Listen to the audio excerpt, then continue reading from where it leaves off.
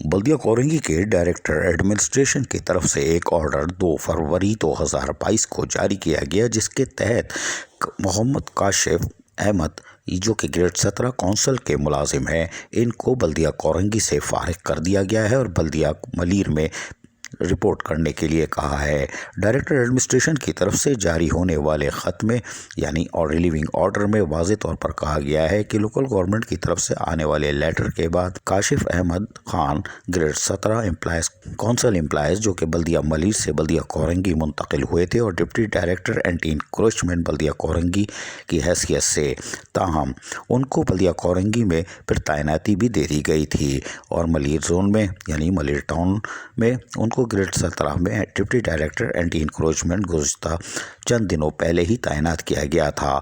ताहम अब director administration की तरफ से जारी होने वाले 2 फरवरी 2022 को रिलीविंग ऑर्डर के तहत काशिफ अहमद खान जो ग्रेड 17 कौंसल एम्प्लॉयज़ थे, उनको कहा गया है कि अब आप फारिग हो चुके हैं और आपका ऑर्डर विड्रॉ कर लिया गया है और आप अपने पेरेंट कौंसल में जाकर फौरी तौर पर रुजू करें।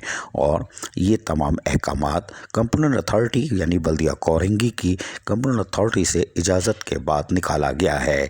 लिहाजा काशिफ अहमद खान जो ग्रेड 17 कौंसल एम्प्लॉयज़ थे, अब बल्दिया कोरंगी से फारिग हो चुके हैं और बल्दिया मलीर में जाकर दोबारा रिपोर्ट करेंगे।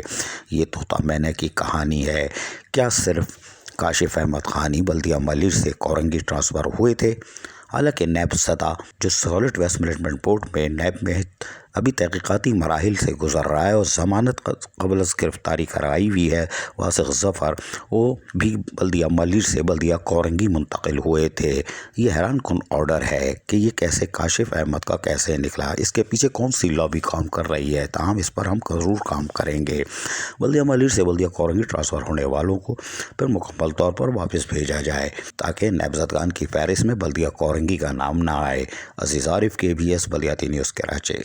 ऐसी ही खूबसूरत वीडियोस फ्यूचर में हासिल करने के लिए रेड बटन पर क्लिक करके और बेल आइकॉन को प्रेस करके हम सबके सब्सक्राइबर बनना मत भूलिए।